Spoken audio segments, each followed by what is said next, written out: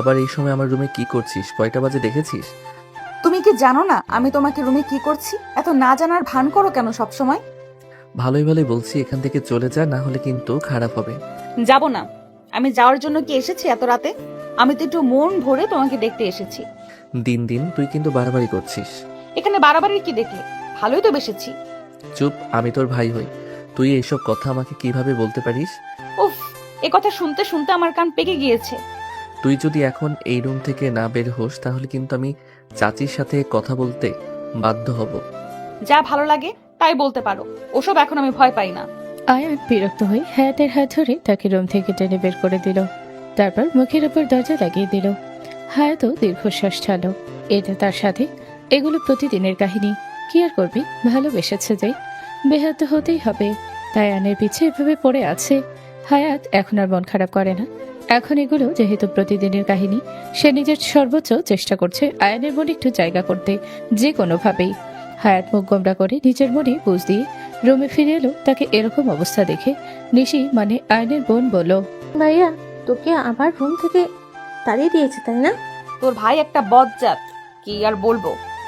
তো আজকে কি বললো তোকে শুনি? ওসব বলে এখন আমার নিজের কষ্ট বাড়াতে চাই না, ঘুমাবো আমি। ইস, আমার ভাইয়ের পিছু ঘুরে ঘুরে কত ক্লান্ত হয়ে গিয়েছিস। তোর ভাইয়ের কপাল ভালো, আমার মতো একটা মেয়ে ওর পিছে ঘুরছে, যে মেয়ে নাকি সবার স্বপ্ন। হয়েছে হয়েছে, এবার ঘুমা। একদিন না একদিন ভাইয়া তোর ভালোবাসাটা ঠিকই বুঝবে। হ্যাঁ, বুড়ি হয়ে গেলে তারপর বুঝবে। যা অবস্থা দেখছি তাই তো মনে হয়। হায়াত অন্যদিকে ঘুরে ঘুমিয়ে পড়ল। হায়াত যাওয়ার পর আয়ন হাফ ছেড়ে বাঁচল। এই মেয়েটাকে যে আমি আর কি করব, যখন তখন আমার রুমে চলে আসে। আজকের মতো তো বাঁচলাম। আয়নের মা রান্নাঘরে টুকটাক কাজ করছে, তখনই হায়াতের মা আসে। কি ব্যাপার ভাবি, আপনি এখনো রান্নাঘরে কাজ করছেন? এই তো একটু কাজ ছিল, এগুলো করেই চলে যাব ঘুমাতে। সব কাজ তো করাই ছিল, তাহলে কি করছেন? এই তো একটু আগে আয়ান মাত্র কফি খেলো, তাই সবকিছু গোছাচ্ছিলাম। এই রাতে আয়ানের কফি খাওয়া অভ্যাসটা আর গেল না। রাতে ঘুমায় কিভাবে ও কফি খেয়ে? ওর নাকি কফি না খেলে ঘুম আসে না। সবকিছুতেই আমার ছেলেটা উল্টো। ও তো সারাদিনই কফি কফি করে, কফি পাগল একটা। কি বলবো আর ভাবি। আচ্ছা, সবাই তো খাওয়া দাওয়া করে নিয়েছে, সবাই কি ঘুমিয়ে গিয়েছে? একদম চুপচাপ হয়ে গিয়েছে বাসা।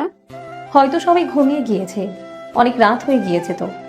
আমি ঘুমানোর আগে নিশি আর হায়াতকে দেখে তারপরে রুমে যাব। আচ্ছা, তাহলে আমি গিয়ে ঘুমাই। আমার অনেক ঘুম পাচ্ছে ভাবি। সকাল সকাল উঠে আবার নাস্তা বানাতে হবে। ঠিক আছে।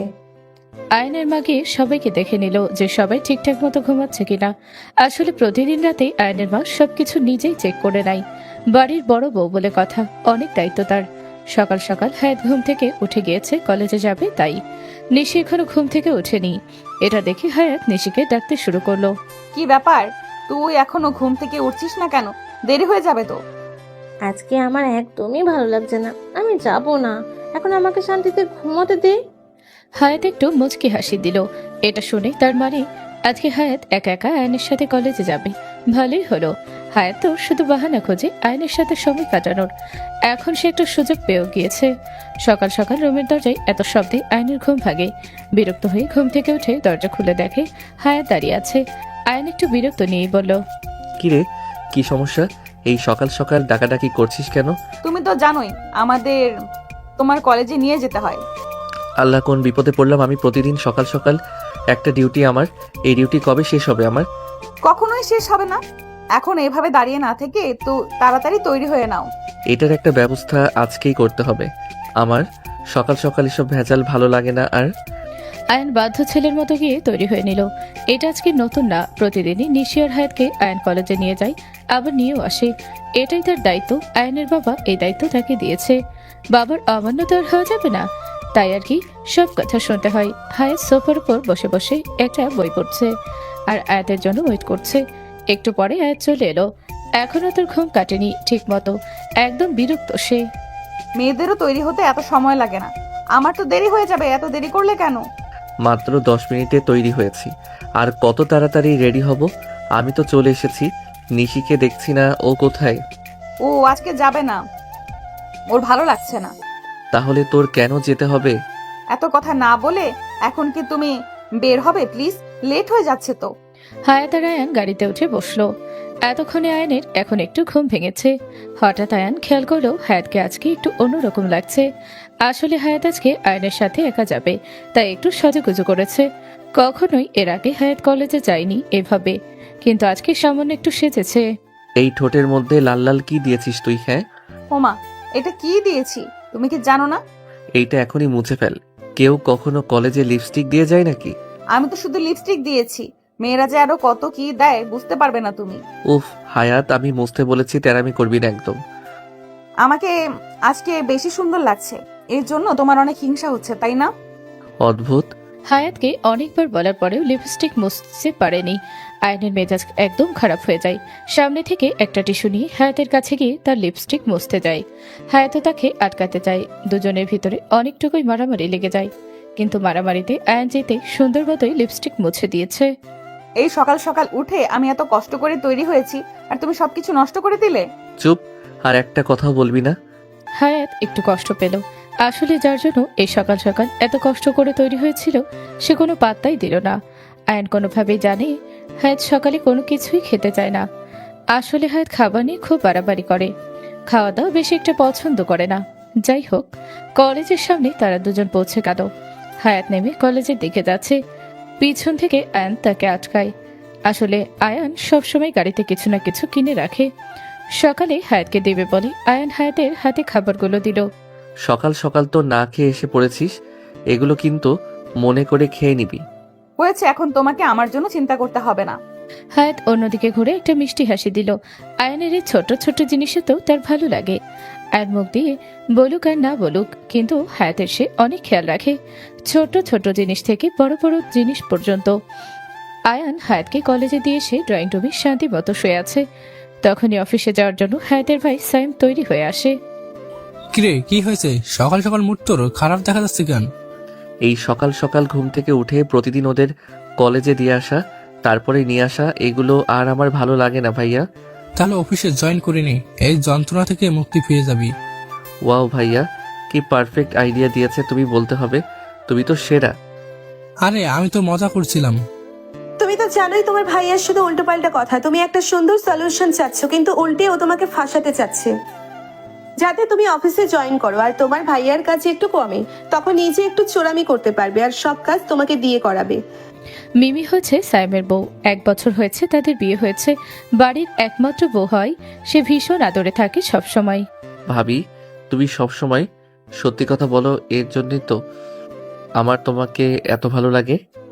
তোর ভাবি দেখি আমার সিগারেট ফাঁস করে দিল। নাস্তা রেডি হয়ে গিয়েছে, এখন তোরা সবাই খেয়ে নে, তারপর কথা বলিস।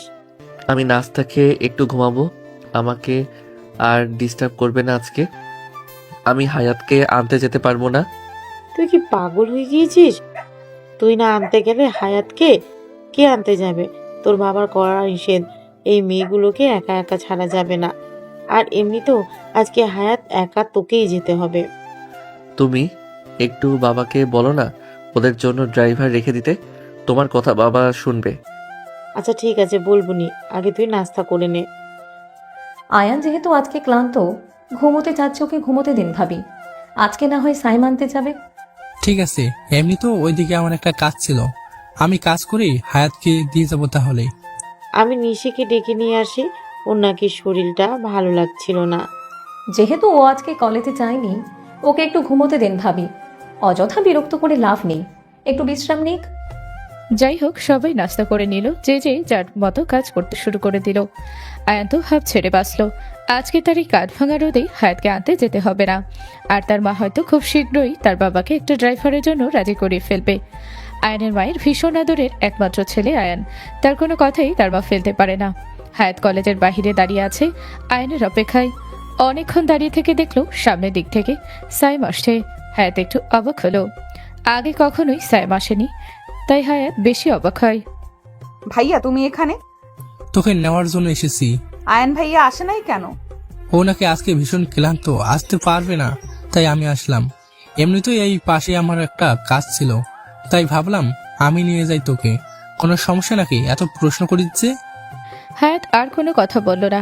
ও মনে মনে ভীষণ কষ্ট পেয়েছে। অনেক কথা জমা ছিল। হায়াত আজকে আয়নের সাথে অনেক গল্প করত। যেহেতু নিশি নেই, বাসায় তো সবসময় সবকিছু বলা যায় না। কিন্তু আয়ন তো আসলো না। আয়ন শুধু পালিয়ে পালিয়ে বেড়ায়। হায়াত মনে মনে বলল, আজকে বাসায় আয়সা নেই, তোমাকে আজকে সেই মজাটা আমি দেখাবো। আমাকে ইগনোর করো কিভাবে, আর কখনো ইগনোর করতে পারো নাকি সেটাও আমি দেখে নিব। হায়াত বাসায় এসে দেখলো সবাই ব্যস্ত। এটাই সুযোগ, সবাই বিজি। সবার চোখ ফাঁকি দিয়ে হায়াত কিছু না কিছু ভেবে আয়নের রুমে চলে গেল। আয়নের রুম লক করা ছিল না। হায়াত রুমে ঢুকে দেখে আয়ান কানে ইয়ারফোন দিয়ে ল্যাপটপে মুভি দেখছে। এটা দেখে হায়াতের মেজাজ একদম খারাপ হয়ে যায়। ইয়ারফোন টান দিয়ে খুলে ফেলে। আয়ান খুব মনোযোগ দিয়ে মুভি দেখছিল, তাই আয়ান খেয়ালই করেনি যে কেউ তার রুমে এসেছে। হঠাৎ করে হেডফোন টান দেওয়া সে ঘুরে তাকায়। কি সমস্যা তোর? এত সুন্দর একটা মুভি দেখছি, এভাবে ডিস্টার্ব করছিস কেন? তুমি না বলে অনেক ক্লান্ত, আজকে ঘুমাবে? তাহলে এগুলো কি? আমি ঘুমাবো নাকি মুভি দেখবো এটা একান্তই আমার ব্যক্তিগত ব্যাপার। আমি কি এখন তোকে কৈফিয়ত দিব? অবশ্যই তুমি আমাকে কৈফিয়ত দিবে। পুরো বাসায় কি তোর শুধু আমার রুমটা চোখে পড়ে? এইসবে অনেক বিরক্ত আমি।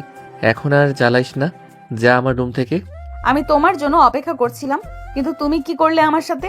সব সময় তুমি আমার সাথে এরকমটাই করো। এত ইগনোর আমাকে কেন করো তুমি? ভাই, তুই তো আর ফিডার খাওয়া বাচ্চা না যে বুঝিস না যে আমি কেন এরকম করি, তাই না? আমি তোমাকে কতটা ভালোবাসি সেটা কি তুমি বোঝো? দেখ, তুই আমাকে আর একবারও এসব কথা বলবি না তো। আমার একদম অসহ্য লাগে, কান পেকে গিয়েছে এটা শুনতে শুনতে। হায়াত আয়নের দিকে তাকিয়ে আছে। তার চোখ দিয়ে অঝরে পানি পড়ছে। কিভাবে আয়ান তাকে এত অবহেলা করতে পারে? হায়াত শুধু আয়নের দিকেই তাকিয়ে আছে। যদি আয়নের মন একটু হলে গলে তার কান্না দেখে। হায়াত ওর আজকে থেকে চেষ্টা করছে না? এত কিছু করেও কি তাহলে আয়নের একটু মনে জায়গা করতে পারলো না? যে হায়াতের কান্না দেখেও আয়নের একটু মায়া হচ্ছে না। যাই হোক, হায়াত কান্না করতে করতে বলল, আমি আর কি করলে আমার ভালোবাসাটা তুমি বুঝবে? আমি যা করতে বলবো করবি আমার জন্য। হ্যাঁ, নিজের ভালোবাসা প্রমাণ করার জন্য যা করা লাগে তাই করব। একবার বলে তো দেখো। তাহলে আমার চোখের সামনে থেকে দূর হয়ে যা। আমার চোখের সামনে কখনো আসবি না, এসব ভালোবাসার কথাও বলবি না। আর ঠিক আছে? এই কথাটা শুনে হায়াত একটা দীর্ঘ নিঃশ্বাস ছাড়ল। কিছুই এখন তার আর বলে নেই।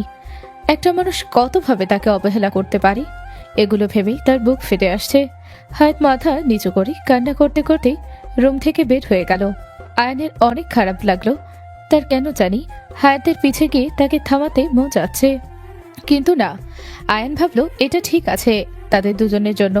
যদি এরকম ব্যবহারের জন্য হায়াত তার পিছু ছেড়ে দেয় বা তাকে ভুলে যায় তাহলে তো অনেক ভালো।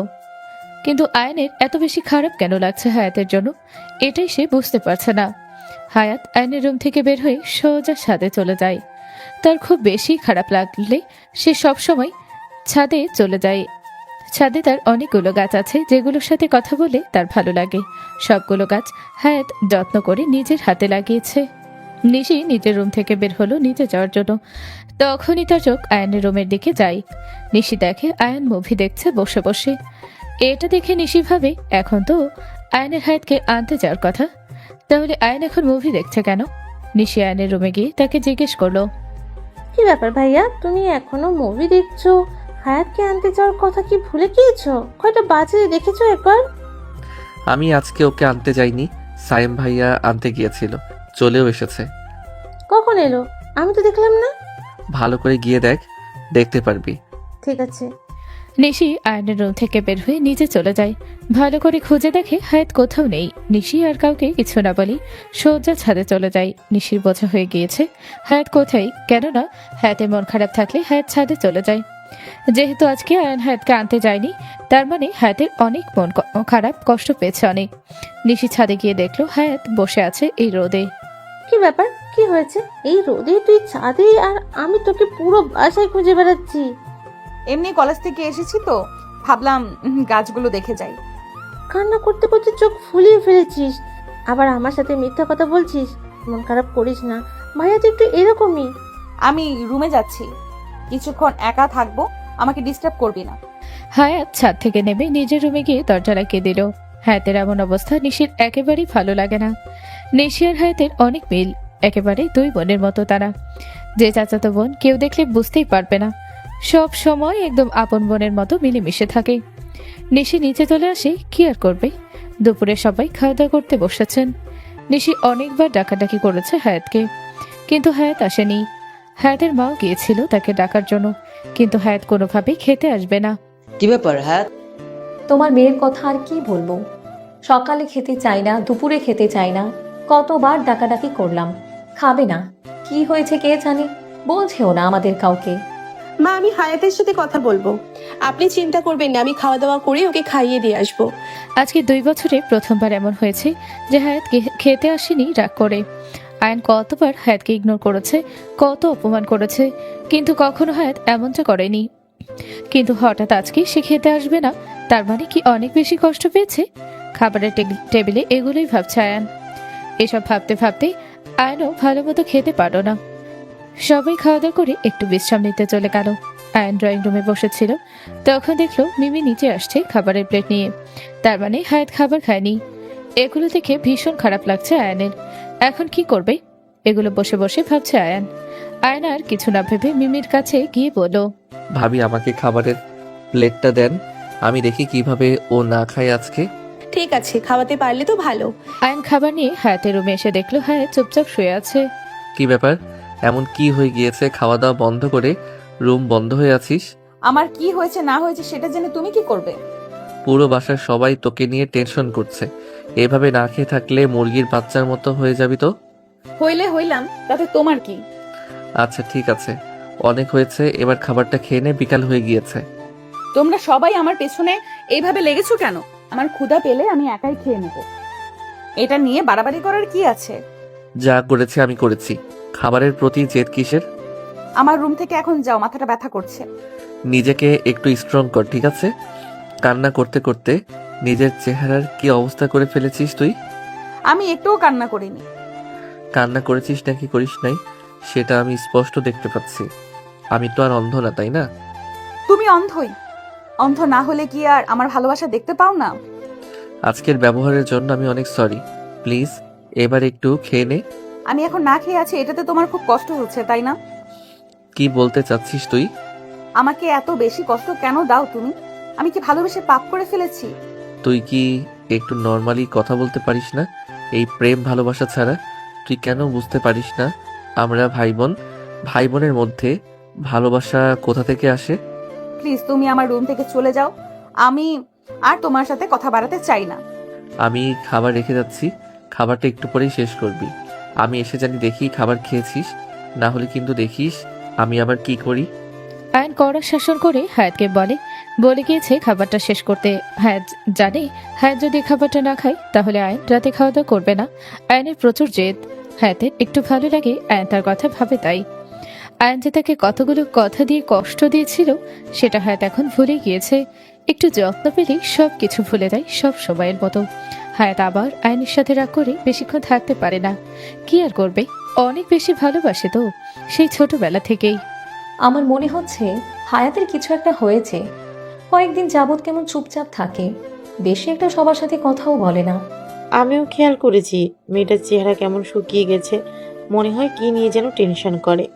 ঋষিকে আমি বারবার জিজ্ঞেস করেছি, ও বলল সামনে পরীক্ষা, এগুলো নিয়ে নাকি ও চিন্তা করে।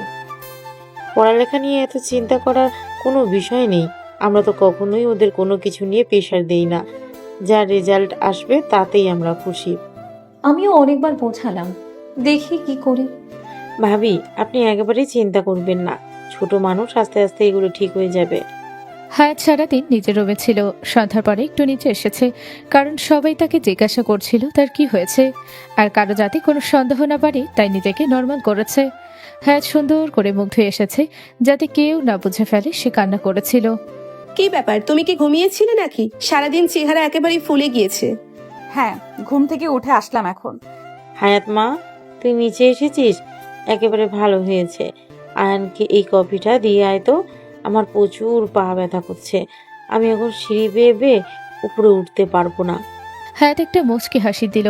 যত যাই হোক, আয়নের কাছে যাওয়ার শুধু বাহানা তো খুঁজে হায়াত। আয়ন যতই অবহেলা বা অপমান করুক তাতে তার কোনো আসে যায় না। আর এখন তো সে নিজের ইচ্ছায় যাচ্ছে না, একটা বাহানা পেয়েছে যাওয়ার। হায়াত কফিটা নিয়ে আয়নের রুমে চলে আসলো। এসেই দেখতে পেল আয়ান মাত্রই রেডি হয়ে ওয়াশরুম থেকে বের হয়েছে।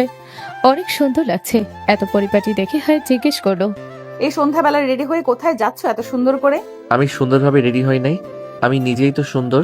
এ এ কচু সুন্দর, একদম বান্দরের মতো দেখতে লাগে। তাহলে এই বান্দরের পিছে এভাবে পড়ে আছিস কেন? তুই জানিস এই বান্দরের পিছে কত মেয়ে ঘুরে? সেটা জেনে আমি কি করব? ঘুরলে ঘুরতে পারে। কি ব্যাপার, জেলাস নাকি তুই? ওসব মেয়েদের থেকে আমি জেলাস হব? প্রশ্নেই আসে না। আমি কি কোনো অংশে কম নাকি? আমার পিছু কম ছেলে ঘুরে নাকি? কি বললি তুই? আবার বল, কে ঘুরে তোর পিছে? দেখলে তো এখন কে জেলাস হচ্ছে। তুই এই বাড়ির মেয়ে, তোর দিকে কেউ চোখ তুলে তাকানোর সাহস পর্যন্ত পাবে না, আবার তোর পিছনে ঘুরবে মানে আমি চোখ তুলে ফেলবো একেবারে। আমার পিছে ঘুরলে তাতে তোমার কি? বললাম তো আমি এই বাড়ির মেয়ের দিকে কেউ তাকাতে পারবে না। আচ্ছা ঠিক আছে, এখন বাদ দাও এসব কথা। আমি তো ভুলেই গিয়েছি, বড় মা তোমাকে কফি দিয়েছে। তোর আর আমার এত কথার মাঝে তো কফিটা ঠান্ডাই হয়ে গেল, একটু গরম করে এনে দে। ইস, আমি পারবো না, এটাই খাও, ঠান্ডা হয়নি। এখন আর আমার কফি খাওয়ার মুড নেই, আমি বাহিরে গিয়ে খাবো। মানে তুমি বাহিরে কার সাথে কফি খেতে যাচ্ছ? যাচ্ছি যাচ্ছি, বুঝবি না?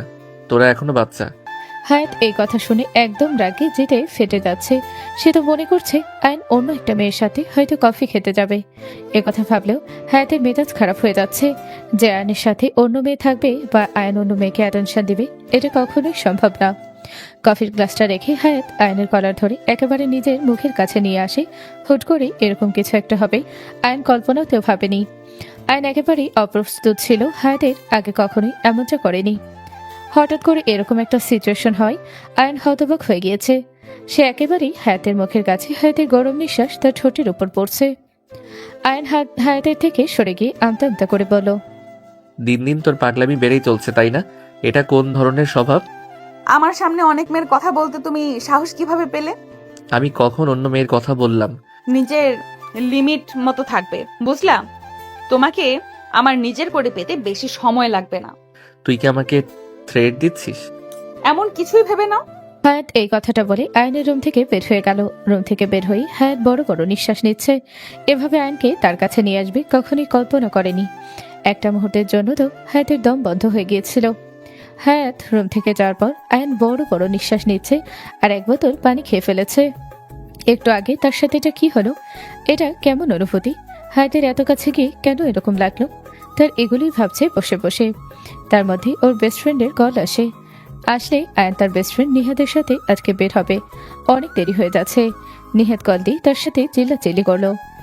আয়ন সব কিছু ভাবা বাদ দিয়ে বের হয়ে গেল নিহাদের সাথে দেখা করার উদ্দেশ্যে। আসলে আয়ন আজকে নিহাদের সাথে সবকিছু শেয়ার করবে। নিজের বোন বলে কখনো কারোর সাথে এসব শেয়ার করতে পারেনি, কিন্তু নিজের বেস্ট ফ্রেন্ড থেকে হয়তো কোনো একটা সলিউশন খুঁজে পাবে, তাই আজকে যাচ্ছে সবকিছু বলতে।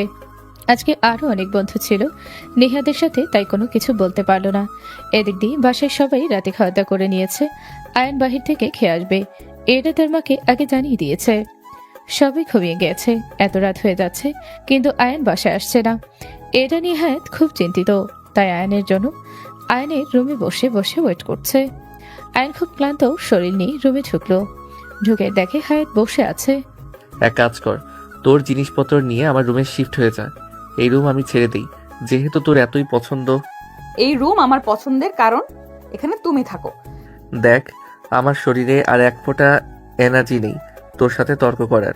এখন নিজের রুমে যা, আমি রেস্ট নেব। কোথায় ছিলে তুমি এতক্ষণ? কয়টা বাজছে তুমি দেখেছো একবার? এখন কি আমি তোকে কৈফিয়ত দেব? তুই কে যে তোকে আমার কৈফিয়ত দিতে হবে? হ্যাঁ, আবারও আমাকে কষ্ট দিয়ে কথা বলো। তোমার তো কাজে আমাকে কষ্ট দিয়ে কথা বলা। হায়াত, তোর কি কোনো আত্মসম্মান নেই? এত বেশি অবহেলা অপমান করি, তারপরে তুই এরকম করিস। অন্য মেয়ে হলে নিজের চেহারাও কখনো দেখাতো না। ভালোবাসায় নির্লজ্জের মতো ভালোবাসতে হয়, ভালোবাসায় বেহায়া হতে হয়। এইসব ফিল্মি কথাবার্তা তোকে কে শিখিয়েছে? আমাকে তোমার এতই বিরক্ত লাগে যখনই তোমার সামনে আসি, শুধু দূরে সরিয়ে দাও। আমি তোকে বলেছি এর আগেও, ভাই হিসেবে যথেষ্ট আদর করি। তুই যদি আমার বোন হিসেবে আমার কাছে আসতি, আমি কখনো তোকে এভাবে ফিরিয়ে দিতাম না, কিন্তু তুই বাড়াবাড়ি করছিস। ঠিক আছে, সরি। তোমাকে বারবার আমি শুধু বিরক্ত করি। হায়াত এই কথা বলে মাথা নিচু করে রুম থেকে বের হয়ে গেল। আয়নের কেন জানি খারাপ লাগলো। যতবারই সে নিজের থেকে হায়াতকে দূরে সরায়, ততবারই তার আরো বেশি খারাপ লাগে। তবুও কিছু করতে পারে না। হ্যাঁ চুপচাপ এসে শুয়ে পড়ল। কি ব্যাপার, তুই বুঝি এতক্ষণ ভাইয়ার জন্য ওয়েট করছিলি? ভাইয়া বাসায় এসেছে। হায়াত কোনো কথার উত্তর দিল না, চুপচাপ শুয়ে রইল। নিশি বুঝে গেল তার ভাই আবার কিছু একটা করেছে। নিশার আর এসব সহ্য হচ্ছে না। নিশি ছুটে গেল নিজের ভাইয়ের কাছে। একটা মানুষকে এত বেশি ইগনোর তুমি কিভাবে করতে পারো? যখন থেকে হায়াতের বোঝার বয়স হয়েছে তখন থেকে ও তোমাকে পছন্দ করে, আর 2 বছর যাবৎ তোমার পিঠে পিঠে ঘুরে বেড়াচ্ছে। তবু কি ওর জন্য তোমার মন একটু নরম হয় না ভাইয়া? আমি না তোদের প্যারায় বাড়িঘর ছাড়তে বাধ্য হব। তুইও এখন ওর মতোই প্যাচাল করা শুরু করে দিয়েছিস। ভাইয়া এগুলো কোনো প্যারা না, একটা মানুষের ফিলিংস নিয়ে কথা বলছি। একটা মানুষের ফিলিংস নিয়ে কি এভাবে খেলা উচিত? আমি কারো ফিলিংস নিয়ে খেলি নাই। ও আমাকে পছন্দ করে আর আমি করি না, এখানে আমার দোষ কোথায়? ওকে পছন্দ করি না এটা বলাও কি আমার ভুল? এখন একটা মানুষকে আমি পছন্দ নাই করতে পারি, তোরা আমাকে জোর করার অধিকার রাখিস না। ভাইয়া পরে কিন্তু তোমার পস্তাতে হবে। আমি আর পস্তাবো? ইম্পসিবল। আমি আরো বেঁচে যাই হায়াত আমার পিছা ছেড়ে দিলে। এতই যেহেতু আমি তোমার কাছে তিতা হয়ে গেছি, কালকে থেকে তুমি আর আমার চেহারাও দেখবে না, আর আমাকে অবহেলা করতে পারবে না। আজকের পর থেকে আর কখনোই আমি তোমাকে জ্বালাবো না। নিশি এখন নিজের রুম থেকে বের হয়েছিল। হায়াত তার পিছে পিছে এসেছিল। নিশি যে আয়নের সাথে এসব কথা বলবে এটা হায়াত কল্পনাতে ভাবেনি, যে আয়ন এসব কথার উত্তর দিবে সেটা। হায়াত এগুলো বলে চলে গেল। হায়াত যে তাদের দুজনের কথা শুনেছিল এটা তো দুই ভাই বোন বোঝেও না। এবার খুশি তো তুমি? এবার শান্তিতে থাকো তুমি। হায়াতের পিছু পিছু নিশিও চলে এলো। তারা দুজন যাওয়ার পর আয়ন নিজের ওপর জেদ দেখাতে শুরু করে দিল। বালির বই খাতা এদিক ওদিক ছুঁড়ে ফেলা শুরু করে দিল। আসলে সে আজকে বেশি রকম করে ফেলেছে, হায়াতকে অনেক কষ্ট দিয়ে ফেলেছে। কেন সে বারবার হায়াতের সাথে এমন করছে? ভাইয়া তো এরকমই, সবসময় এভাবেই কথা বলে, কিন্তু আজকে ভাইয়া নিজের লিমিট ক্রস করে ফেলেছে। তুই অনেক কষ্ট পেয়েছিস তাই না? এখন থেকে এইসব বাদ। আমি তোর ভাইয়ের বিষয়ে আর একটাও কথা শুনতে বা বলতে চাই না। আচ্ছা ঠিক আছে। আমি কালকে বাসায় থেকে একটু রেস্ট নিতে চাই। কালকে সকালে আমাকে কলেজে যাওয়ার জন্য ডাকিস না। ঠিক আছে তাহলে আমিও যাব না, একা একা আমার বোরিং লাগে। হায়াত অন্যদিকে ঘুরে চুপচাপ শুয়ে পড়ল, কোনো কথাই বলল না। নিশি আর হায়াতের সাথে কোনো কথা বলল না। হায়াতের কষ্ট সে বাড়াতে চায় না। দুজন ঘুমিয়ে গেল। এদিক দিয়ে আয়নের খুব গিল্টি ফিল হচ্ছে, খুব খারাপ করে ফেলেছে সে আজকে। আয়নের কোনোভাবেই ঘুম আসছে না, বারবার মনে হচ্ছে হায়াত আজ অনেক কষ্ট পেয়েছে, এখনই ওর কাছে মাপ চাওয়া উচিত। আয়ান আর কোনো কিছু না ভেবে হায়াতের রুমের দিকে চলে গেল মাপ চাওয়ার জন্য, কিন্তু গিয়ে দেখলো ওরা দরজা লাগিয়ে ঘুমিয়ে গিয়েছে। তাই আর এত রাতে ডিস্টার্ব করলো না, একটু হতাশা নিয়ে নিজের রুমে ফিরে এলো। যাই হোক, আয়ন মোবাইলে অ্যালার্ম সেট করে রাখলো, কালকে সে তাড়াতাড়ি উঠবে। হায়াতকে কলেজে দিতে গেলে সকালেই সে হায়াতের কাছ থেকে মাপ চেয়ে নিবে সবকিছুর জন্য, আর প্রতিবারের মতো হায়াতও তাকে মাফ করে দিবে, এটাই স্বাভাবিক। আয়নের এসব ভাবনাতেই তার ফোন বেজে ওঠে। এত রাতে নিহাত কল দিয়েছে, আয়ন রিসিভ করলো। কিরে, আজকে তুই যেন আমাকে কি বলতে চাইলি, আর তো বললি না? কালকে বলবো, একটু সময় করে আমার সাথে দেখা করিস। আমরা যেখানে সব সময় দেখা করি ওইখানে। আজকে এতগুলো বন্ধু বান্ধব একসাথে হয়েছিলাম এতদিন পর, তারপরেও তুই আজকে একটু চুপচাপ ছিলি, কিছু কি হয়েছে? আরে না, তেমন কিছুই হয়নি। আমি কালকে তোর সাথে কথা বলছি দেখা করে। এখন ঘুমাতে হবে, সকালে বোনদের কলেজে নিয়ে যেতে হবে। তোর বাবা তোকে সেরা একটা চাকরি দিয়েছে, ভালোই লাগে আমার। এত সকাল সকাল উঠে তুই কলেজে যাস? মজা নেওয়া বন্ধ কর। আয়ান আর নিহাত এভাবে কিছুক্ষণ কথা বলল, হাসাহাসি করলো, তারপর কল রেখে দিল। অ্যালার্মের শব্দে সকাল সকাল আয়ানের ঘুম ভাঙল। ঘুম থেকে উঠে যে তাড়াহুড়ো করে তৈরি হয়ে গেল। সকাল সকাল আয়ান একদম তৈরি, কিন্তু এখনো হায়াত আর নিশি আসছে না। তাই সে হায়াতের রুমের দিকে গিয়ে নিশির রুমে নক করলো। দরজার শব্দ শুনে নিশি ঘুম থেকে উঠে দরজা খুলে দেখলো আয়ান দাঁড়িয়ে আছে, তাও আবার একেবারেই তৈরি। আয়ান নিশিকে দেখে বলল, কিরে, কয়টা বাজে? এখনো তোরা তৈরি না? দেরি হয়ে যাবে তো। তুমি তো কখনোই আমাদের আগে ঘুম থেকে ওঠো না, না হলে তোমাকে রাতেই বলে ঘুমাতাম যে আজকে আমরা যাব না। হায়াত ঠিক আছে তো, যাবে না কেন? ওর শরীর ভালো তো। সেটার চিন্তা তোমার করতে হবে না। নিজের ভাইয়ের সাথে কেউ এভাবে কথা বলে? কি আর করবো বলো, কি অবস্থা করে দিয়েছো মেয়েটার। তুমি একটু বুঝিয়ে বললেই পারো, কিন্তু না, সবকিছু নিয়ে তোমার রিয়াক্ট করতে হবে। হায়াত কি সারা রাত কান্না করেছে? আমি ওকে কালকে সারাদিনই কান্না করালাম। এইটুকু যে বুঝতে পেরেছো এটাই তো অনেক। ঠিক আছে, ওকে আর ডিস্টার্ব করিস না। আর যতক্ষণ ইচ্ছা ও ঘুমিয়ে নিক। ও ঘুম থেকে উঠলে ওর সাথে আমার কথা আছে। আবারও উল্টোপাল্টা কিছু বলবে, এমনিতেও ওর মান ভালো না, আর কিছু ওকে বলতে হবে না, তুমি ওকে ওর মতো থাকতে দাও। ছোট হয়ে এত পাকা কথা বলতে হবে না। এত বেশি কথা বলিস কেন? আমারটা আমি বুঝে নিবনি যে ওর সাথে আমার কিভাবে কথা বলতে হবে। গেলাম আমি, আমিও ঘুমিয়ে নেই। আয়ান সেখান থেকে চলে গেল। বাসার সবাই রীতিমতো ঘুম থেকে উঠে গিয়েছে, সবাই কাজ করছে। সাইম নাস্তা করে কাজে চলে গিয়েছে। আজকে নিশি আর হায়াত কলেজে যায়নি। হায়াত ঘুম থেকে উঠে 10টার দিকে নিচে নেমেছে। হায়াত নিচে এসে দেখে আয়ান সোফার উপর বসে বসে ফোন চালাচ্ছে। হায়াত আয়ানকে দেখেও না দেখার ভান করলো। কি রে মা, শরীরটা কি তোর ভালো? কালকে খেতে চাস নাই, আর আজকে কলেজে গেলি না। এত গরমে কলেজে যেতে একদম ভালো লাগে না, এর জন্য যাইনি। এত চিন্তা করো কেন তুমি? চাচি, আমি উপরে গেলাম। মাকে বলো আমার কফিটা হায়াতকে দিয়ে পাঠিয়ে দিতে। নিচে ভালো লাগছে না। নিজেটা নিজে নিয়ে যাও, আমি কেন তোমাকে দিতে যাব? কাজ আছে আমার। কি রে, এভাবে বলছিস কেন হায়াত? আয়ান, তুই বাবা উপরে যা, আমি তোর কফি পাঠিয়ে দিচ্ছি। আয়ান মুচকে একটা হাসি দিয়ে নিচের রুমে চলে এলো। এসে সে হায়াতের জন্য অপেক্ষা করছে। হায়াতের মা হায়াতকে জোর করে কফিটা পাঠিয়ে দিল। কি আর করার। হায়াত কফিটা নিয়ে আয়নের রুমে এলো। কফি রেখে সে চলে যেতে যাবে, ঠিক তখনই আয়নুর হাত ধরে ফেল। আমার রুমে আসার সবসময় তুই ছুতা খুঁজিস, আর আজকে যাওয়ার জন্য এত তাড়া কেন? কিছু বলবে ভাইয়া? কি হয়েছে? কলেজে গেলি না যে আজকে?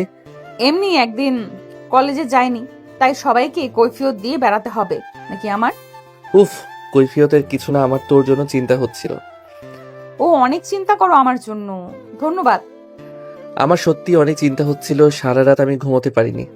তোমার তো এখন আরো শান্তিতে ঘুমানোর কথা। আমি তোমার পিছু ছেড়ে দিয়েছি, আর কখনো তোমাকে ডিস্টার্ব করব না।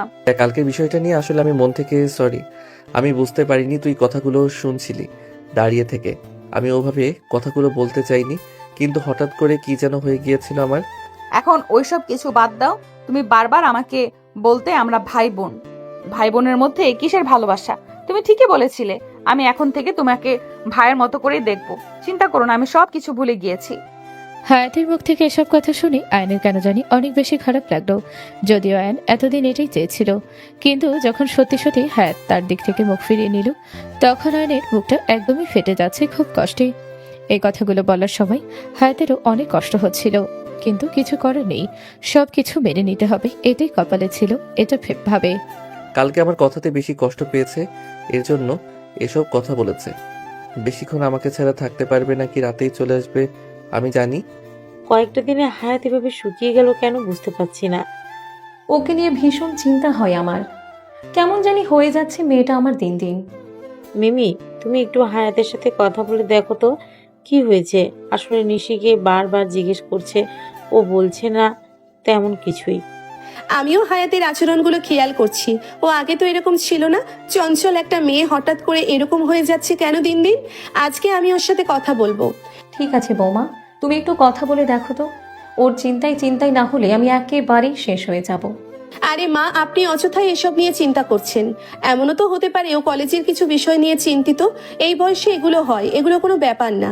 আজকালকার জামানাও তো ভালো না, আবার কোনো প্রেমে টেমে পড়লো না তো? আরে ভাবে, আপনিও কি বলেন? হায়াত কি এরকম মেয়ে নাকি? ও কখনো এটা করবে না। ও ভালো করে জানে ওর বাবা জানলে কি হবে। উফ, মাথায় আসছে না। আমার মেয়েটাকে নিয়ে আমি কি করব? নিশি তো ওর বয়সের, নিশি একদম ঠিকঠাক আছে, হঠাৎ করে ও এরকম হয়ে গেল কেন? মা, আপনি চিন্তা করা বাদ দিবেন, না হলে আপনি অসুস্থ হয়ে যাবেন। তো আমি ওর সাথে কথা বলবো, তারপর আমি সবকিছু আপনাকে জানাবো। আয়ন আর বাসা থেকে বের হয়নি। সে ভেবেছিল হায়াত হয়তো তার রুমে আবার আসবে, কিন্তু হায়াত আসেনি। আয়ন অনেকবার হায়াতের রুমের সামনে দিয়ে হাঁটাহাঁটি করেছে, কিন্তু হায়াত নিজের রুম থেকে বের হয়নি একবারও। আয়ন নিজের রুমেই চলে গেল। কি আর করার, কারণ তার জন্য অনেক ওয়েট করেছে। লাঞ্চের সময় হয়ে গিয়েছে। হায়াত নিচে আসতে দেয়নি খাওয়ার জন্য। ও বলেছিল রুমে খাবার পাঠিয়ে দিতে, কিন্তু মিমি ওকে জোর করে নিয়ে এসেছে খাবারের টেবিলে। হায়াতের এরকম আচরণ সবার একটু সন্দেহ লাগছে। সবাই একটু চিন্তিত। নিশি এটা বুঝতে পেরেছে। যাই হোক, সবাই একসাথে খেতে বসেছে। আয়ন একটু পরপর হায়াতের দিকে তাকাচ্ছে। কালকের আগেও হায়াত খাবারের টেবিলে শুধু আয়নের দিকে তাকিয়ে থাকতো। এগুলো সবকিছুই আয়নের জানা, কিন্তু আজকে হায়াত একবারের জন্য আয়নের দিকে তাকায়নি। এগুলো আয়নের ভিতরে ভিতরে খুব কষ্ট দিচ্ছে। হায়াত, আমি তোকে কি বলেছিলাম মা ঠিক মতো খাওয়া দাওয়া করতে? দিন দিন এত শুকিয়ে যাচ্ছিস কেন? তোমাদের কাছেই এমন লাগছে, আমার কাছে তো এমন লাগছে না যে আমি শুকিয়ে যাচ্ছি। এখন থেকে ঠিকঠাক মতো খাবে। আমি জানি কখনো না শুনেই তুমি না খেয়েছিলে। কবে শিখবে নিজের যত্ন নেওয়া? এত বড় হয়ে গিয়েছে ও, তারপরেও নিজের যত্ন নিতে পারো না। তোমার মা তোমার চিন্তায় চিন্তায় কি হয়ে যাচ্ছে সেটা কি তুমি দেখতে পাচ্ছ না?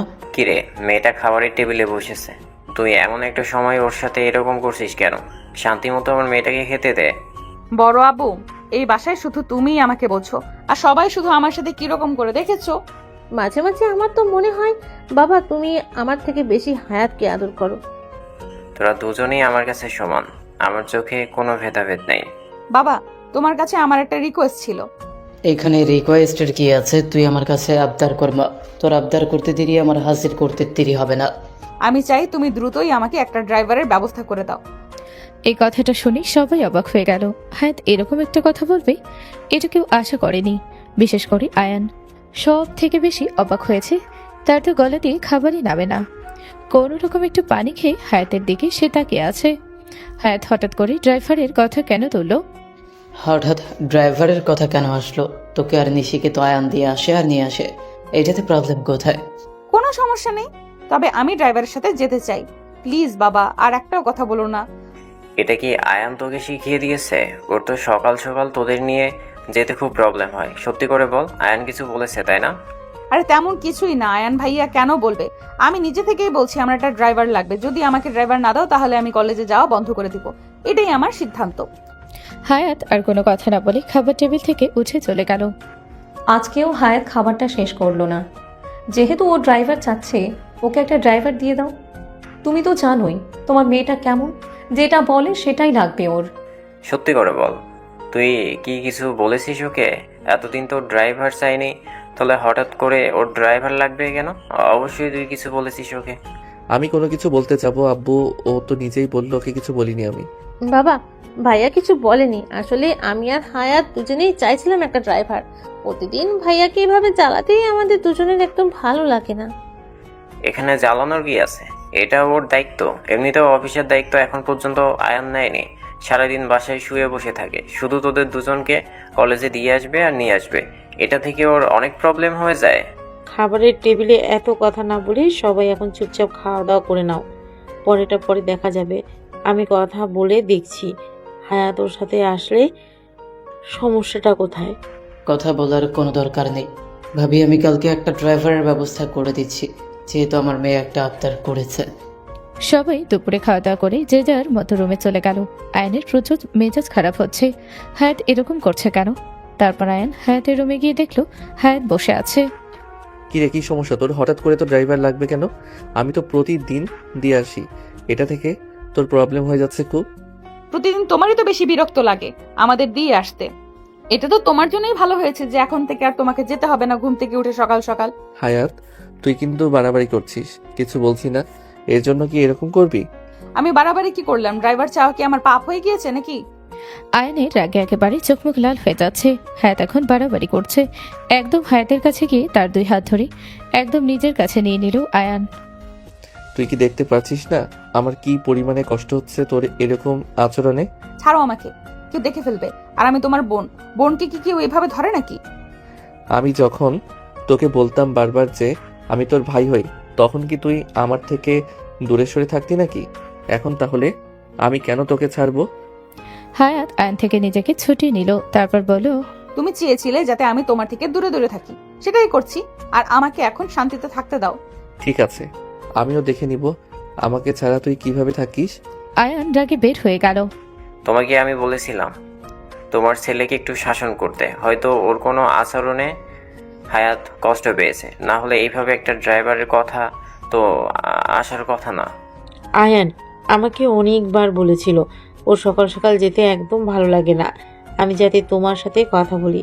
তারপরেও আমি তোমাকে কখনো কিছু বলিনি, কিন্তু এখন যেহেতু হায়াত যাচ্ছে ড্রাইভার সাথে যেতে, সেটা ওকে যেতে দাও। আয়ানকে এবার অফিসের কাজ বুঝিয়ে দাও। সায়েমকে বলো আয়ানকে কাজ বুঝিয়ে দিতে।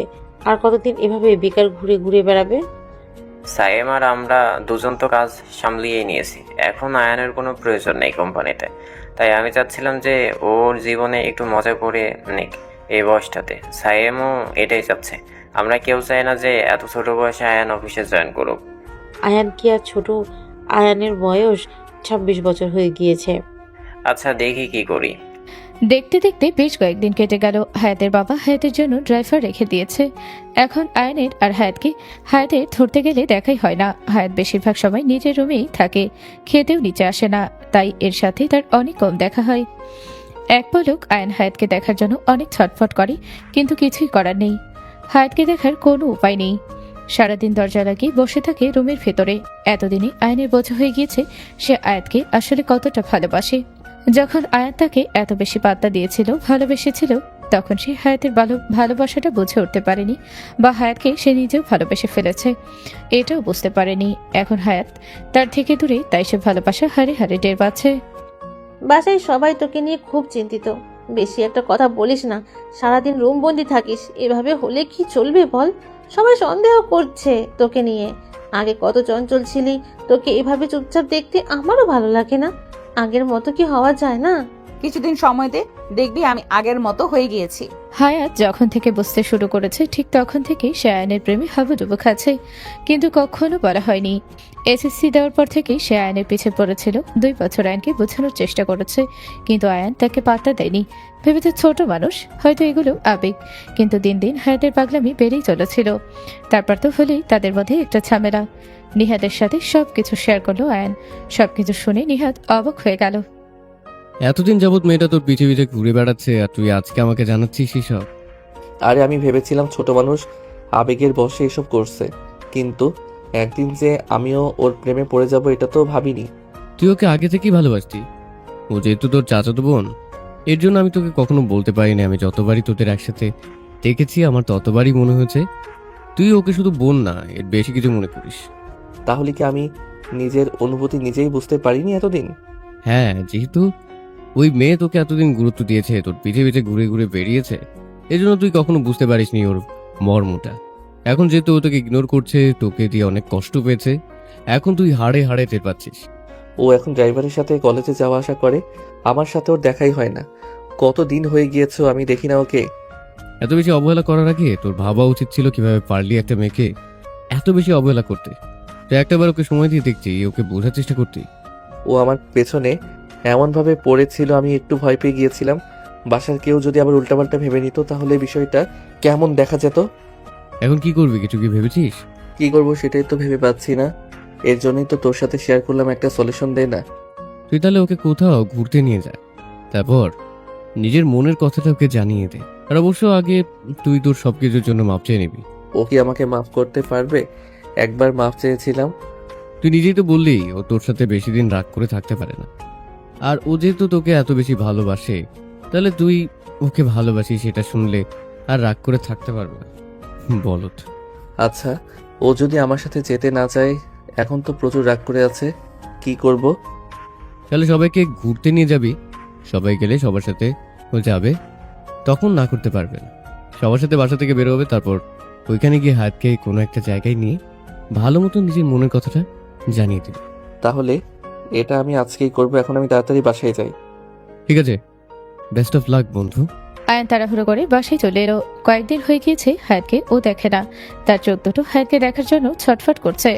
আয়ন বাসায় এসে দেখে মিমি আর নিশি ড্রয়িং রুমে বসে আছে। তাদের সামনে গিয়ে বলো, অনেকদিন হয়ে গিয়েছে আমরা কোথাও ঘুরতে যাই না, তাই না ভাবি? ঠিক বলেছো। তোমার ভাইয়াও এখন আমাকে কোথাও নিয়ে যায় না। অনেক দিন হয়ে গেছে আমরা সবাই মিলে কোথাও খাওয়া দাওয়া করতে না ঘুরতে বের হই না। তাহলে চলো আজকে আমরা সবাই ঘুরতে যাই, কি বলো? আইডিয়াটাও অনেক ভালো। তোমার ভাইয়াও আজকে বাসায় আছে, সবাই মিলে ভালো মতো ঘুরতে পারবো, অনেক মজা হবে। নিশি এসব কথা শুনে আয়নের দিকে একটু সন্দেহের নজরে তাকাচ্ছে। হঠাৎ করে আয়নের আবার কি হলো? ঘুরতে যাওয়ার কথা কেন বলছে, তাও আবার সবাই মিলে? তাহলে আমি গিয়ে তোমার ভাইয়াকে বলি রেডি হতে, আমিও রেডি হয়ে নিই। নিশি তুই গিয়ে হায়াতকে বল তাড়াতাড়ি রেডি হয়ে নিতে, ঠিক আছে? নিশি আর কি করবে, কোনো কথার উত্তর না দিয়ে নিজের রুমে চলে এলো। এসে দেখে হায়াত চুপচাপ বসে আছে। আমরা সবাই হুট করে প্ল্যান করলাম ঘুরতে যাব। হঠাৎ করে ঘোরার কথা? কোথায় যাবি আর কে কে? এই তো আমরা সবাই ভাবি তোকে রেডি হয়ে নিতে বলেছি তাড়াতাড়ি। নিশি হায়াতকে বলল না যে আয়ান আসলে এসবের প্ল্যান করেছে। নিশি ভালোভাবে জানে যদি এখন হায়াত এটা জানতে পারে আয়ান সবকিছু প্ল্যান করেছে বা আয়ানও তাদের সাথে যাবে, তাহলে হায়াত না করে দিবে। নিশি চাই হায়াত তাদের সাথে ঘুরতে যাক, তাহলে হয়তো হায়াতের মনটা একটু হলেও ভালো হবে। আর নিশি বুঝতে পারছে আয়াতও হয়তো হায়াতের মন ভালো করার জন্যই ঘুরতে যাওয়ার কথাটা তুলেছে। নিশি আর হায়াত তৈরি হয়ে নিচে চলে এলো। মিমি আর সাইমও তৈরি। বাবা তো আমাকে অফিসের কাজ এত এত দিয়েছে যে আমার রেস্ট নেওয়ার কোনো সময় নেই। একটা দিন একটু সময় পাই না।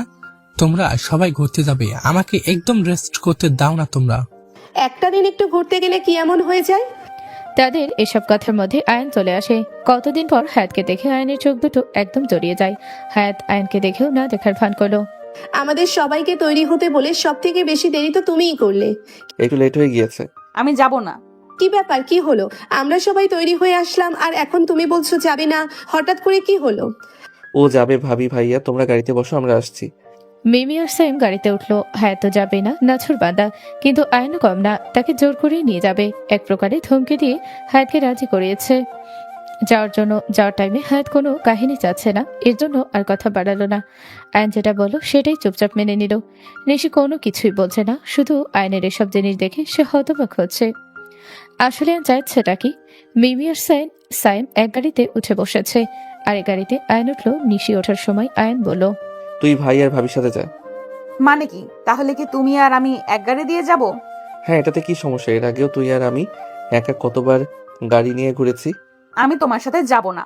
তাহলে আমি ভাইয়ার বাড়িতে উঠে যাচ্ছি, তুমি নিশিকে নিয়ে যাও।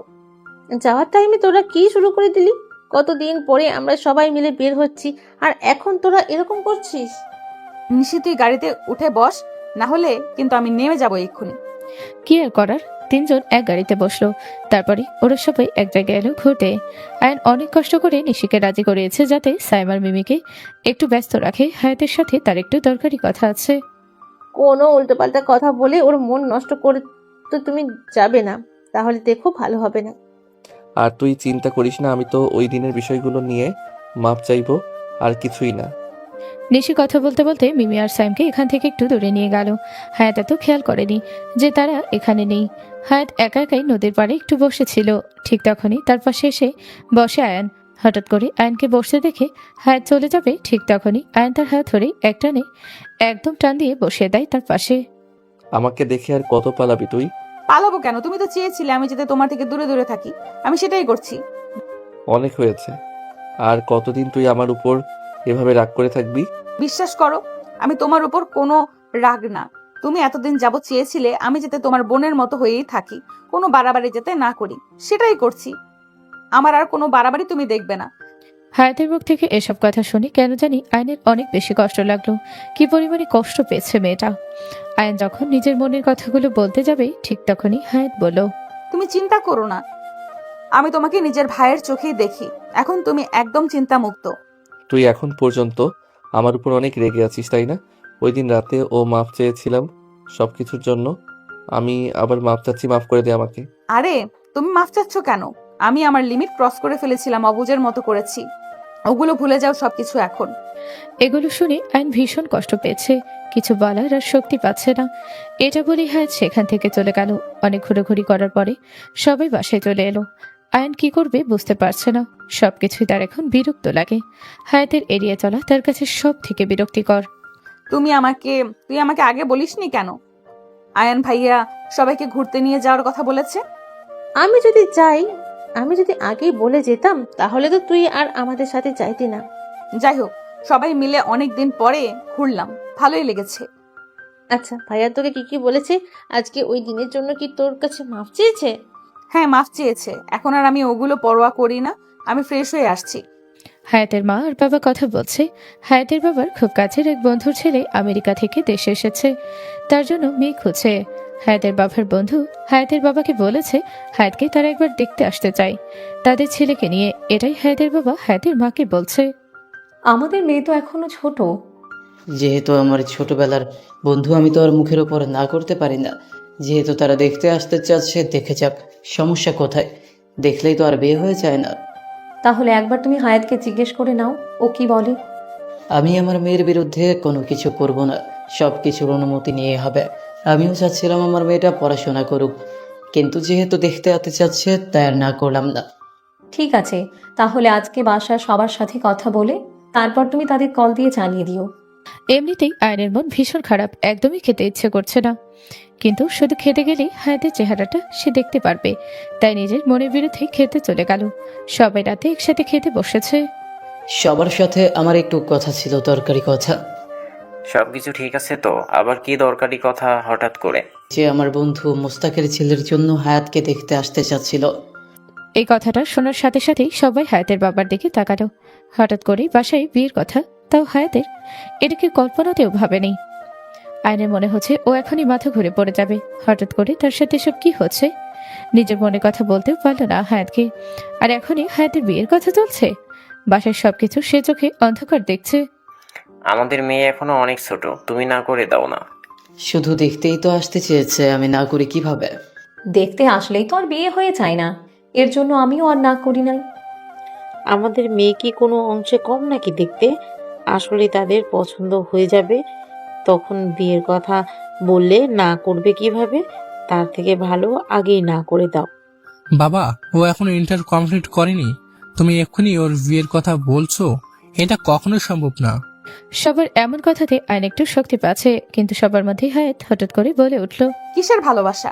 আমার পড়াশোনা করতে তেমন একটা ভালো লাগে না। বাবা যেহেতু বলেছে তাদের আসতে, আমার এটাতে কোনো সমস্যা নেই। বাবা আমার জন্য যে সিদ্ধান্ত নেবে আমি সেটাতেই রাজি। তুই কি সত্যি বলছিস? তাহলে কিন্তু কালকে বিকেলেই ওরা তোরা দেখতে আসবে। আমি বললাম তো বাবা, তুমি আমার জন্য যে সিদ্ধান্ত নিবে আমি সেটাই মেনে নেব। আসলে ছেলে অনেক ভালো, আমার ছেলেকে আগে থেকেই পছন্দ, কিন্তু আমার মেয়ে ছোট, এর জন্য আমি তেমন একটা রাজি না। কিন্তু হায়াত যেহেতু বলেছে তাহলে তারা একবার দেখেই যাক, পরেটা পরে দেখা যাবে। এসব কথা শুনে আয়নের চোখ দিয়ে গড়িয়ে পানি পড়ছে। তার মনে হচ্ছে এখনই তার কলিজা ফেটে যাবে।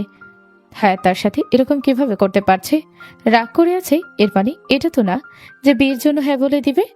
সবাই খাওয়া দাওয়া করে চলে গেল। নিশি আর হায়াত রুমে চলে আসলো।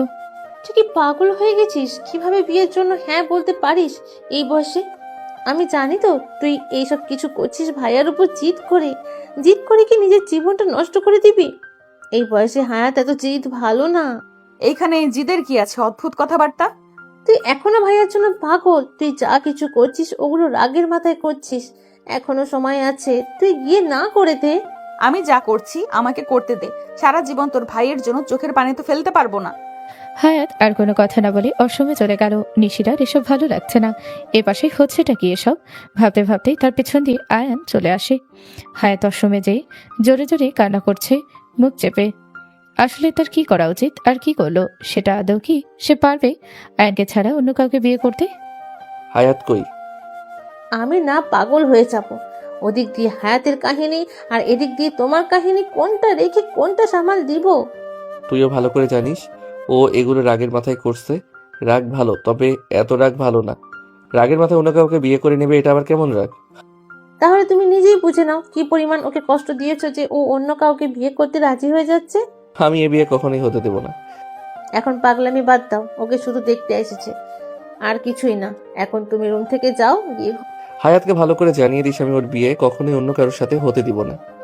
নিশি আর আয়নের এসব কথার মধ্যে হায়াত আশ্রম থেকে বের হয়। আমার বিয়ে না হতে দেওয়ার তুমি কে? আমি কি করব না করব সেটা আমার মা বাবা বুঝবে। হায়াত, বাড়াবাড়ি করছিস। আমার সাথে কথা বলবি না, আমার চেহারা দেখবি না, ওইটার অন্য হিসাব। কিন্তু এই বয়সে অন্য কাউকে বিয়ে করবি, এটা আমি কিভাবে হতে দেবো বল? সামনের মাসে আমার 18 বছর হয়ে যাবে। আমি কি বাচ্চা আছি নাকি এখনো? তোর মাথা এই মুহূর্তে ঠিক নেই, তুই এগুলো সবকিছু চিট করে করছিস। মাথাটা একটু ঠান্ডা কর। আমি তোমার আর একটাও কথা শুনতে চাই না। এখন যাও রুম থেকে। তোরা দুজনে একটু আস্তে কথা বল, কেউ শুনে ফেলবে তো। ভাইয়া যা বলার তুমি কালকে বইলো, এখন যাও তুমি। একটু পরেই চাচি আসবে আমাদের দুজনকে দুধ দেওয়ার জন্য, দেখে ফেলবে, যাও এখন। আয়ন আর কিছু না বলে নিজের রুমে চলে এলো। নিশি হায়াতকে অনেক বোঝানোর চেষ্টা করলো, কিন্তু হায়াত কোনো কথার গুরুত্ব না দিয়ে ঘুমিয়ে পড়ল। পরের দিন বিকেলে তো মেহমান আসবে। বাসায় জোরে সোরে আয়োজন করা হচ্ছে। হাজার হলেও এই বাসায় মেয়েকে দেখতে আসবে, আয়োজন তো করতেই হবে। আয়ন সবকিছু দাঁত কামড়ে সহ্য করছে। এদিক দিয়ে মেহমান চলে এসেছে, সবাই বসে কথা বলছে। আয়নও এখানে বসে আছে। সে আজকে এক পাও নড়বে না এখান থেকে। এদিক দিয়ে হায়াতকে মিমি আর নিশি তৈরি করে দিচ্ছে। হায়াত অনেক সুন্দর করে শাড়ি পরেছে আয়নকে জেলাস করার জন্য, আর আয়নকে দেখানোর জন্য যে সে আসলেই মুভ অন করে ফেলেছে। হায়াত নিচে আসার পরে সবাই তাকে দেখলো এবং খুবই পছন্দ করলো। যে ছেলের জন্য দেখতে এসেছে ওই ছেলেও সাথেই এসেছে সোহাগ। বন্ধু, আমাদের মেয়ে খুব পছন্দ হয়েছে। তোরা যদি রাজি থাকিস তাহলে আমরা আজকে আংটি পরিয়ে রেখে যেতে চাই। মেয়ে তো একদম চাঁদের টুকরো। হায়াত আয়নকে জেলাস করানোর জন্য এমনই বিয়ের জন্য রাজি হয়েছে, কিন্তু ভাবতে পারিনি বিয়ে ঠিক হয়ে যাবে। আমাদেরও ভালো লেগেছে ছেলেকে। তাহলে আংটি আজকে পরিয়ে রেখো, পরে না হয় আমার মেয়ের পরীক্ষার পরে বিয়ের কথা বলবো। বাসার সবাই অনেক ভালো লেগেছে সোহাগকে, কিন্তু আয়ন কোনোভাবে এগুলো সহ্য করতে পারছে না। বিয়ের কথা আগাচ্ছে, সেই মুহূর্তে বিয়ে ভাঙতে যাচ্ছে, কিন্তু কিছু একটা বলতে যাবে নিশি এসব পরিস্থিতি দেখে বুঝে গিয়েছে নিজেদের মান সম্মান যাতে না যায়, তাই সে আয়নকে কোনোভাবে টেনে আয়নের রুমে নিয়ে আসলো। মেহমানের সামনে এখনই তুমি কিছু একটা বলে দিতে, তাই না? তোমার সমস্যাটা কোথায় ভাইয়া? তুমি কি পাগল হয়ে গিয়েছো? হ্যাঁ, সবকিছু আমাকে পাগল বানিয়ে দিচ্ছে। আমি পাগল হয়ে গিয়েছি। আমাকে এই বিয়ে আটকাতে দে। আমি হায়াতকে হারাতে পারবো না এভাবে। ছেলে এবং ছেলের ফ্যামিলি খুবই ভালো। তুমি যেহেতু হায়াতকে পছন্দ করো না, তাহলে ওর বিয়েটা হতে দাও। এটাতে তুমিও বেঁচে যাবে হায়াতের পিছু থেকে। আমি হায়াতকে ভালোবেসে ফেলেছি। আমি ওকে ছাড়া কিছুই বুঝতে পারছি না। নিশি, আমি পাগল হয়ে যাব। বোন আমার প্লিজ এই বিয়ে থামা, প্লিজ থামা, না হলে আমি মরে যাব। আমার নিঃশ্বাস বের হয়ে আসছে। এতগুলো মেহমানের সামনে আয়নের মা খেয়াল করেছিল আয়নের চেহারাটা কেমন মলিন লাগছিল। মনে হচ্ছিল আয়ন কান্নাই করে দিবে। আয়নের মা একটু চিন্তিত ছিল তার ছেলের হঠাৎ করে কি হলো। যখন নিশি আয়নকে টেনে নিয়ে আসছিল তার পিছে পিছে আয়নের মাও আসছিল, আর এসেই আয়ন আর নিশির কথাগুলো শুনে ফেলে। শুনে তার মাথায় তো একদম আকাশ ভেঙে পড়ে। তোর মাথা ঠিক আছে তো আয়ান? এগুলো তুই কি বলছিস? ভাইয়ার ভাবি জানলে কি ভাববে তোকে? হায়াত তোর বোন হয়, এটা কি তুই ভুলে গিয়েছিস? তুই মুখ দিয়ে আনলে কিভাবে এটা? আয়ন নিজের মাকে দেখে আর নিজের আবেগ কন্ট্রোল করতে পারল না। তার মাকে গিয়ে জড়িয়ে ধরল আর হাউমাউ করে কান্না করতে শুরু করে দিল। আয়নের মা কখনো কল্পনাও করতে পারেনি নিজের ছেলেকে এই অবস্থায় দেখবে। নিশিয়ে আর আয়নের মা আয়নকে সান্ত্বনা দিচ্ছে, কিন্তু কারো কোনো কথাতেই আয়নের কিছুই হচ্ছে না। তোর এই অবস্থা দেখে আমি নিজে কিভাবে সামলাবো বল? তোর এই কষ্ট আমার কোনোভাবে সহ্য হচ্ছে না। তুই ওকে পছন্দ করিস, ও এই কথাটা আমাকে আগে বললেও পারতি। আমি ভাইয়া ভাবির সাথে একবার কথা বলে দেখতাম, কিন্তু নিচে একটু আগেই ওর বিয়ে ফাইনাল হয়ে গিয়েছে। এই মুহূর্তে আমি ভাইয়ার ভাবিকে কিছুই বলতে পারবো না, আমাদের সম্পর্ক নষ্ট হয়ে যাবে। ভাইয়া নিজেকে একটু শান্ত কর। আমি নিজে হায়াতের সাথে কথা বলবো, ও চাচ্চুকে না করে দেবে। মা, তুমি কিছু একটা করো। আমি হায়াতকে না পেলে মরেই যাব। দেখো আমার অবস্থা কি হয়েছে। আমি সবকিছু অন্ধকার দেখছি। আয়নেরও পাগলামি করা শুরু করে দিল। নিশি আর আয়নের মা তাকে কন্ট্রোল করতে পারছে না। আয়ন নিজের হাত অনেকগুলো দেওয়ালে ঘষি দিল। ইতিমধ্যেই তার হাত দিয়ে অনেক রক্ত পড়ছে। নিজের ছেলের এই অবস্থা দেখে আয়নের মাও অবস্থা খারাপ হয়ে যাচ্ছে। নিশি কি করবে ভেবে পাচ্ছে না। এদিক দিয়ে হায়াত নিজের রুমে চলে এসেছে। দরজা লাগিয়ে এদিক ওদিক হাঁটাহাঁটি করছে। প্যানিক হয়ে গিয়েছে। এটা কি হলো? আয়নকে কষ্ট দিতে গিয়ে জিদের মাথায় সে রাজি হয়েছিল বিয়ের জন্য, কিন্তু সত্যি সত্যি বিয়ে ঠিক হয়ে যাবে এটা তো বুঝতে পারিনি। এখন কি হবে এসব ভাবছে হায়াত। সে কোনোভাবেই অন্য কারো হতে পারবে না। আবার আয়নও তাকে ভালোবাসে না। এখন কি করবে ও? কোনো দিশাই খুঁজে পাচ্ছে না। ড্রেসিং টেবিলের উপরে দেখে ফল রাখা আছে। ফলের উপর একটা ছুরি। হাতের মাথা কাজ করছে না। ছুরিটা নিয়ে সে হাতের মধ্যে একটা পোজ দিয়ে বসে। সাথে সাথে তার হাত দিয়ে অনেক রক্ত পড়া শুরু করে দেয়। চোখে অন্ধকার দেখছে। একটু পরে অজ্ঞান হয়ে গেল। আয়নের মা আয়নের হাত ব্যান্ডেজ করে দিল। কোনোভাবে পানি খাইয়ে একটু শান্ত করলো তার মা তাকে কথা দিল আজকে রাতে ওর বাবার সাথে কথা বলবি এই বিষয়টা নিয়ে। আয়নের মা নিচে চলে এলো। এদিক দিয়ে নিশি নিজের রুমে গেল। অনেকক্ষণ দরজা টোকা দিচ্ছে, কিন্তু হায়াত দরজা খুলছে না। নিশি এক পর্যায়ে চিল্লাচিল্লি শুরু করে দিয়েছে। কি সমস্যা? দরজা খুলছে না কেন? নিশির এমন চিৎকার চেঁচামেচিতে আয়ন চলে আসে। কি সমস্যা? কি হয়েছে? এত চিৎকার চেঁচামেচি করছিস কেন? হায়াত দরজা খুলছে না, কখন থেকে ডাকাডাকি করছি। নিশি এরকম চিৎকার চেঁচামেচিতে নিচের সবাই চলে আসে। সবাই একটু ভয় পেয়ে যাচ্ছে। কি ব্যাপার? হায়াতের আবার কি হলো? দরজা খুলছে না কেন? হয়তো ও ওয়াশরুমে গিয়েছে, যেহেতু শাড়ি পরেছে এগুলো চেঞ্জ করতে একটু সময় লাগে। এত তো চিন্তিত হওয়ার কিছু নেই। ওর রুম থেকে কোনো শব্দ আসছে না। আমার চিন্তা হচ্ছে। সরে দাঁড়াও, আমি এখন দরজা ভেঙে ফেলবো। সায়নকে আয়ন সরিয়ে দেয়। আয়ন নিজে দরজা ভাঙে। দরজা ভাঙার পর হায়াতকে এরকম রক্তাক্ত অবস্থায় দেখে সবাই অবাক। আয়ন তো আরো অবাক, এটা কি হলো? সবাই কান্নাকাটি শুরু করে দিল। আয়ন কোনো রকম হায়াতকে কোলে নিয়ে তাড়াতাড়ি গাড়িতে উঠে হসপিটালের উদ্দেশ্যে রওনা দিল। সবাই তার পিছে পিছেই গেল। হায়াতকে অপারেশন থিয়েটারে নেওয়া হয়েছে। হাত বেশি কেটে ফেলেছে, অনেক রক্ত গিয়েছে, এমার্জেন্সি ব্লাড লাগবে, সবকিছু অ্যারেঞ্জ হয়ে গিয়েছে। কি এমন হয়ে গিয়েছে যে আমার মেয়ে আত্মহত্যা করতে চেয়েছে? আমি বলেছিলাম বিয়ে নিয়ে এত তাড়াহুড়ো করার কিছু নেই। দেখলে তো কি হলো, আমার বোনটার কি অবস্থা দেখলে তোমরা? আমি যা করেছি সেটা তো হায়াতের অনুমতি নিয়েই করেছি, তাহলে হায়াতের এরকমটা কেন করলো? আমারই কখনো ওর অনুভূতি বুঝতে পারিনি। মেয়েটা কয়েকদিন যাবৎ চুপচাপ কথা বলে না, খায় না। আমরা কখনো জানার চেষ্টা পর্যন্ত করিনি যে ও এরকম কেন করছে, কি এমন হয়েছে। এসব কিছুর দায় আমি সবকিছু আমার জন্য হয়েছে। সবাই এ কথাটা শুনে আয়নের দিকে তাকায়। এত এত ঝামেলার মধ্যে কেউ আয়নকে খেয়াল করেনি, কিন্তু এখন যখন সবাই তাকালো দেখলো আয়নের অবস্থা খারাপ, হাতে ব্যান্ডেজ করা, অঝরে কান্না করছে আয়ন। একদিক দিয়ে আয়নের এই অবস্থা, একদিক দিয়ে হায়াত অপারেশন থিয়েটারে। এই অবস্থায় সবাই চিন্তিত হয়ে গেল। কিরে আয়ন, কি হয়েছে তোর ভাই? তোর এই অবস্থা কেন? একটু রিল্যাক্স হও, পানি খাও। আমি জানি তুমি ওকে অনেক বেশি আদর করো, তাই বলে এভাবে ভেঙে পড়ো না, ও ঠিক হয়ে যাবে। মাফ করে দিও সবাই আমাকে। ওর কিছু হয়ে গেলে আমি নিজেকে কখনো মাফ করতে পারবো না। আমার ভালো লাগছে না, আমার দম বন্ধ হয়ে আসছে। হায়াতের কি অবস্থা বানিয়ে ফেলেছি আমি। আরে তুই সব কিছুর জন্য নিজেকে দায়ী করিস কেন? এসব কথার মাঝে ডাক্তার এসে জানিয়ে দিল হায়াত এখন ঠিক আছে। হায়াতকে বেডে শিফট করা হয়েছে, একজন একজন করে দেখা করতে পারবে। একটু পরে জ্ঞান ফিরে হায়াতের সবাই হায়াতের সাথে দেখা করতে গিয়ে অনেকগুলো প্রশ্ন করলো তাকে, কিন্তু হায়াত কারো কোনো কথারই উত্তর দিতে পারেনি। হায়াতের এমন অবস্থার জন্য কেউ তাকে জোর করেনি। আমি তো তোকে কোনো কিছুর জন্য জোর করিনি মা, তুই আমাকে না করতে পারতি। আমি কি বলেছি তোর বিয়ে করতেই হবে? আমাকে মাফ করে দাও বাবা। মাফ তুই কেন চাচ্ছিস?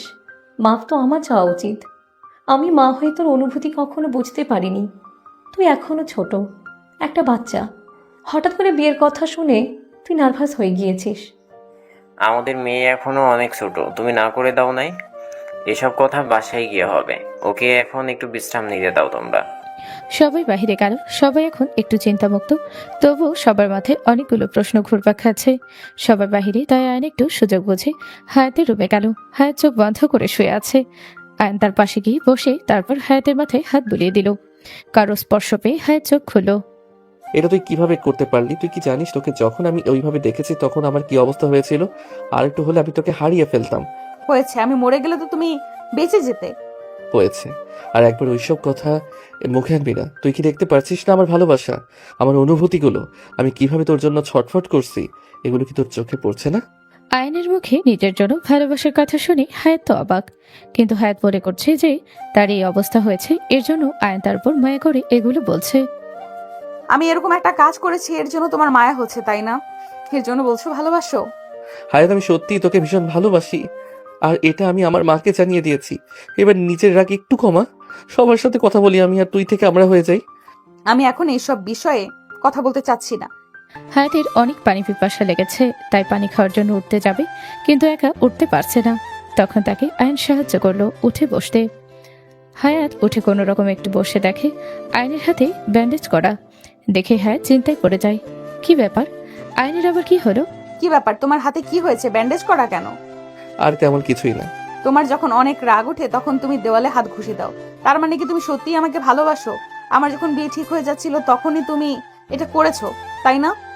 আয়নার নিজে কন্ট্রোল করতে পারে না, সাথে সাথে হায়াতকে জড়িয়ে ধরে তারপর কান্না করতে করতে বলে, আমি কোনোভাবেই তোকে হারাতে চাই না হায়াত। আমি যে তোকে ভীষণ ভালোবাসি, আর একটু হলে আমি তোকে হারিয়ে ফেলতাম। কিভাবে পারলে তুমি এটা করতে? এটা করার আগে কি একবারও আমাদের কথা মনে পড়ে নাই? তোমাকে ছাড়া আমি অন্য কারোর হতে যাব এটা ভাবলেও আমার নিঃশ্বাস বন্ধ হয়ে আসছিল। এর জন্যই আমি এটা করেছি। আমাকে মাফ করে দাও। বাসার সবার সাথে আমি আজকে কথা বলবো। খুব শীঘ্রই বিয়ে করে নেব আমরা। শুধু শুধু আমার রাগের কারণে বাবার সম্মান যাবে। কিভাবে কি বলবো আমি বাবাকে? এইসব নিয়ে একদম চিন্তা করিস না। হায়াত হসপিটাল থেকে বাসায় আসলে হায়াত আর আয়ন সবাইকে সবকিছু জানিয়ে দিল। তাদের দুজনের কথা শুনে সবাই অবাক হয়ে গিয়েছে। এতদিন কেউ কখনো বুঝতেই পারেনি ওরা যে আসলে দুজন দুজনকে পছন্দ করে। আমি তো আমার বন্ধুকে তখনই না করে দিয়েছি। আমার মেয়ের খুশি আগে আমার কাছে, তারপর আমার মান সম্মান। আর নিজের মেয়ের বিয়ে এই বাড়িতেই হবে। এর থেকে শান্তির আর কি আছে আমাদের কাছে? আয়ানের থেকে ভালো ছেলে আমাদের মেয়ের জন্য আর কেউ হতে পারে না। আমরাই আগে এটা বুঝতে পারি নাই। সবাই রাজি আছে, এটাতেই আমরা ভীষণ খুশি। আমরা কিন্তু সবাই রাজি। তাহলে ওদের কাবিনটা করিয়ে রাখি। দেখতে দেখতে বেশ কয়েকদিন কেটে গেল। কাবিনের শপিং করা, ঘরোয়াভাবে হলুদের অনুষ্ঠান, সবকিছু মিলেই সবাই অনেক ব্যস্ত ছিল। হায়াতের পরীক্ষা শেষ হলেই তাদের বিয়েটা হয়ে যাবে। এখানেই তাদের সুন্দর ভালোবাসাটা পূর্ণতা